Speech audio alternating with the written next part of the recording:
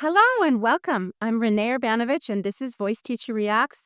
And Are You Ready to Sing? Today, we're going to look at 3 artists and their transformation and what it means to be an artist. And we're going to analyze whether or not they're sharing their authentic selves or trying to sell records. We shall see. Let's look at the first singer. And this is Billie Eilish during her very early days. Let's see what we see, hear what we hear, and feel what we feel.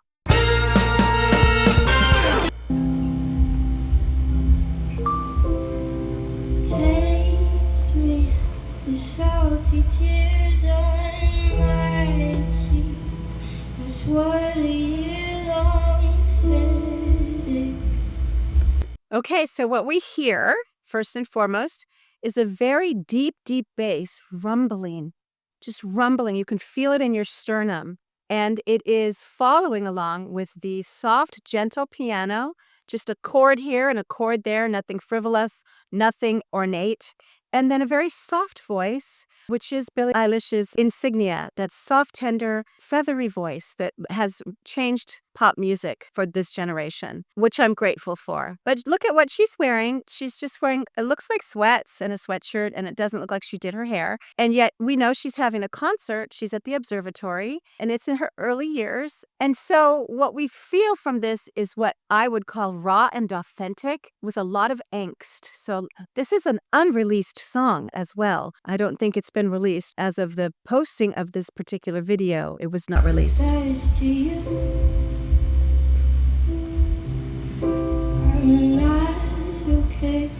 I feel so scattered. Don't say I'm all that matters, please. And she's obviously doing her thing, which is sharing her feelings of angst and frustration and sadness. And she's saying, don't try and make me feel better. I want to be here in my frustration or in my pain. And that is how she broke in with a beautiful head voice, soft tones that really emanated the angst that teenagerism is racked with. I was a teenager. I had 4 teenagers. And I will one day have grandchildren who are teenagers. It's a rough time. And she got famous young, like 15 years old. She kind of grew up around here where I teach and where I live. And so she had people following her at a young age. I think by the time she was 19, she had like 6 million people following her. So that is an added bonus, but it's also an added pressure for someone who's just self-expressing. Now, I know that she had a mother who was sort of in the industry and a brother who was helping. Everybody was working together to break into the industry. So I know that it didn't just happen overnight. Like, let's say Justin Bieber just broke in the early days of the internet because his talent was so immense that a manager picked him up and wanted to make him famous. So you never know what's going to happen. But with Billie Eilish taking the world by storm with a soft, feminine, beautiful voice that almost feels like the microphone is down her throat and we're a part of her interior, aren't we? I've said that before about Billie Eilish. I like that. She also is responsible for a lot of the indie vocal tone qualities that you hear female artists and maybe some male artists when they close their vowels. So if I wanted to say, touch me, she says like, touch me, touch me. I'm not a good imitator. But you'll notice that she has devised this closed mouth thing where the tongue rises. It just feels like we're really just listening to her heart, almost like ventriloquy. So this is the first portion that we're looking at, and we're seeing why she broke in, because she's expressing feminine angst for teenagerhood.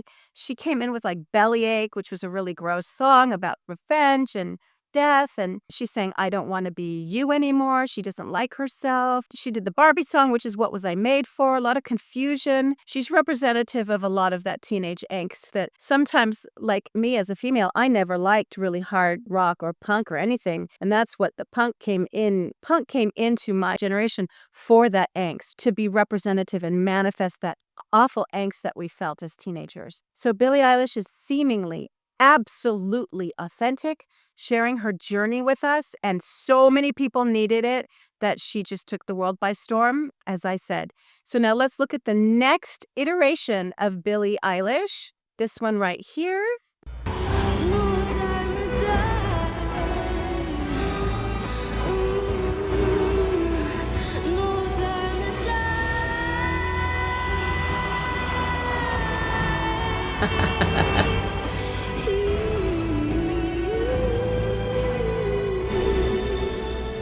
Okay, now look at the difference there. I'm only taking blippets because I really want to teach here, and it's not quite a voice teacher reacts because sometimes the copyright issues get in the way of me sharing my heart and teaching, and I don't like that. So, in any case, what a difference, right? She's not that dressed up, but she looks like she's performing in an outfit that is very reminiscent of anything Billie Eilish would wear. But she has an entire orchestra. I think she's in London here. So she's got a full-blown orchestra, and is she singing soft and gentle? No, no, no, no. She is belting. She's even leaning back and doing some performative things, which she wasn't doing for a long time. She just went within and we went with her. Now she's giving to us. Now she's sharing that angst with us. She's giving to the audience, which is what performers do. So she's growing, isn't she? She's growing in her self-expression, and she's now learning to give to the audience and not just suck us in. Obviously, she's got some dynamics now.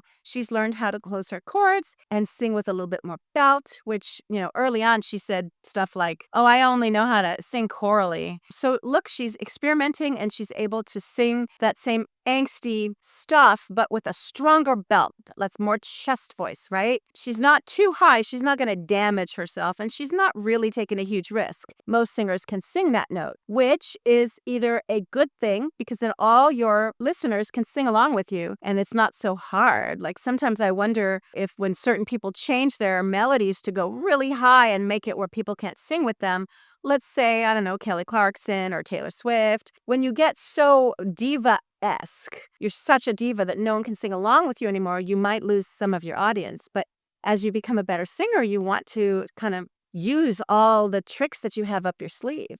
So in any case, she is still safe. She's not taking a huge risk, but she is taking a risk.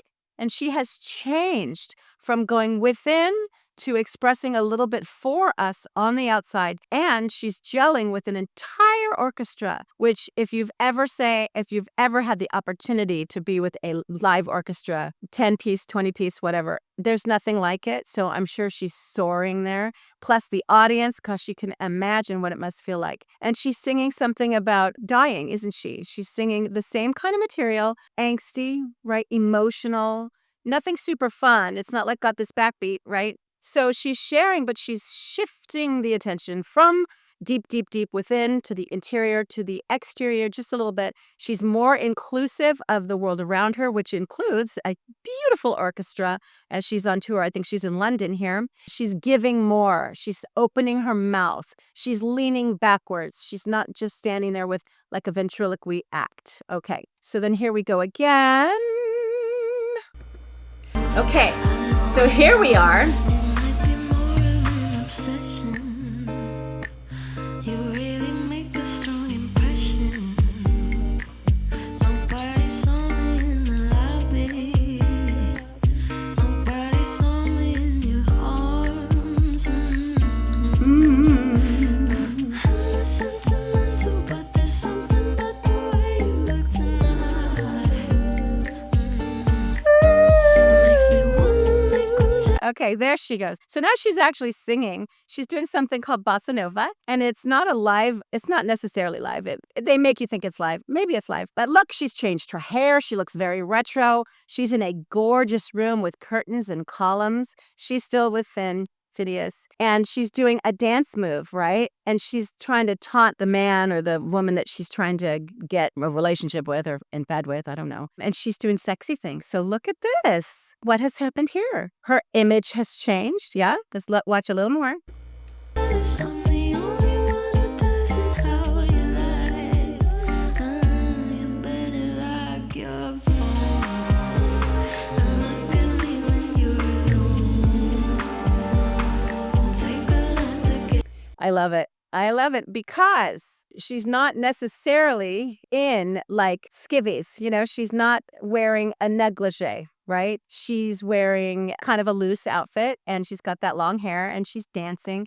So I like that she's kind of changing her mood. She's changing her image and she's changing her music. She's given herself permission to sing jazz. And I know that she did some covers. I listened to some covers. She still did that really tiny little soft, feathery voice, which I loved. And she did some jazz covers. So she's obviously extending her repertoire into a jazzy arena. So she is allowed to not be in angst anymore. Don't we wish that for her? Don't we wish that she's growing up and that her pain isn't just always on her sleeve as an artist, that she could have a little fun and do a little dance and just really entertain us? In one respect, I feel like, oh, brother, look at Billie Eilish. Now she's just getting all pop. She's just superficial pop. That's part of me. But the other part of me says she's allowed to transform. And as human beings, that's what life is all about. Change, right?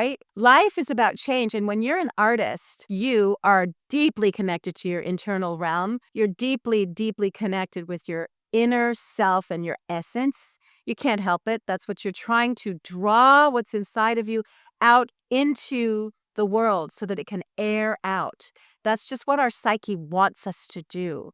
And so artists actually get paid to do that for us. They're a little bit like shamans. I've said that before about certain artists. So don't get mad that I called Dimash a shaman and that I said the word during a Billie Eilish reaction. I'm not comparing the two. Dimash is extremely serious and he takes his role in culture extremely seriously, and he is a shaman. But what I'm saying about artists in general is something like this. Billie Eilish is a little girl, and she gets discovered and gets all these followers, and they like who she is because she reflects the norm. She reflects the norm. People feel crummy, lost, distraught, in pain during those teen years. Well, now she's breaking out of that. And so I want to allow her to, and allow her to change her music, to give it more backbeats, to give it more pop sensibilities, and here to even dance and be playful and frivolous. She's really, really changed. And as artists, they do that in front of everybody. As you changed and grew up, and as I changed and grew up, I didn't have 6 million people watching me.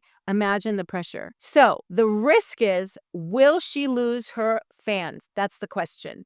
Okay, so beyond Billie Eilish, I want to now look at Post Malone. Yeah, okay, here we go.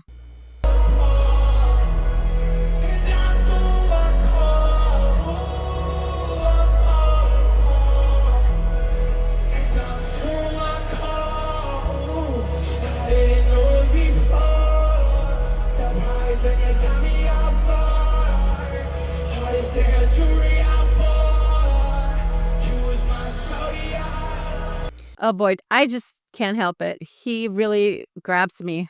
He makes me sad. I watch him I have those feelings too. And as a mother, I feel for him. He is so lost and so emotional. He's probably on drugs, but the way he moves his body reflects the same angst that the song reflects. It's really powerful. So he is in it. He's in it. And I have friends and colleagues who go through this with their kids. My kids never really went through it this deeply, but boy, is it painful to watch a child of yours be this emotional. And it's the artist in you. It's the artist in you pulling out that which is inside to air it out so that your deep psyche can get some clarity and can work through those issues.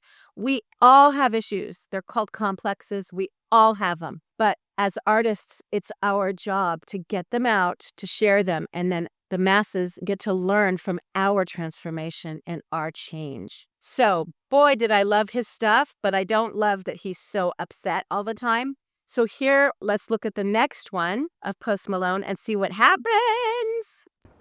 Save some forgiveness for me. Baby, this ain't no old cowboy western. No. 'Cause I won't be looking back when I leave. I won't be looking back. Oh, it's a long, lost highway, and it's road. Okay, so what do we have here? As if you didn't know. What do we have here? I would never know this was Post Malone if he wasn't so identifiable with the teeth and the tattoos. I mean, he's not even wearing a cowboy hat. He's wearing a baseball hat. He's got his tattoos. He's playing very clean, very slow, very soft, very beautiful, tender voice, and 100% country. 100%. Something really big changed him, and he just left that really dramatic stage in his life, and he's only doing country now. And I will admit it, I was very disappointed at first because I'm not a big country fan. Sorry, but he's good at it, and I want to be the loving fan. God, I love his voice. I could be dead asleep in the car, and if his voice comes on, I will wake up, not driving, of course, but I will wake up and go, oh, I love this voice. I love this voice. I love it too in country, even though I'm not a big country fan. But mostly, gosh, I want to be very pleased that he's growing up, right? And that he's evolving. And maybe he's not on drugs anymore. And maybe he shows up on time places and he's getting a handle on some of that misery that he's had to carry around in his life. That drugs and alcohol and all those crazy things that you do in your youth tend to prevent growth. So now he's growing. So look at that. And I do wonder, did he lose a lot of fans? Because not a lot of rockers are gonna change to country. Maybe I'm wrong. But when you love an artist, you will, right? So I do love him. Maybe I will start listening to his country material. My students are singing them, the songs, and so I can't help it. I'm definitely engaged and I'm involved. So now we have one more person to look at. Here we go. This is Sabrina Carpenter. Watch out. Just the way of the world. That's just the way of the world. And so they keep on swirling them thumbs. Diddly-dee-dee-dum. Diddle-a-dee-da-dun.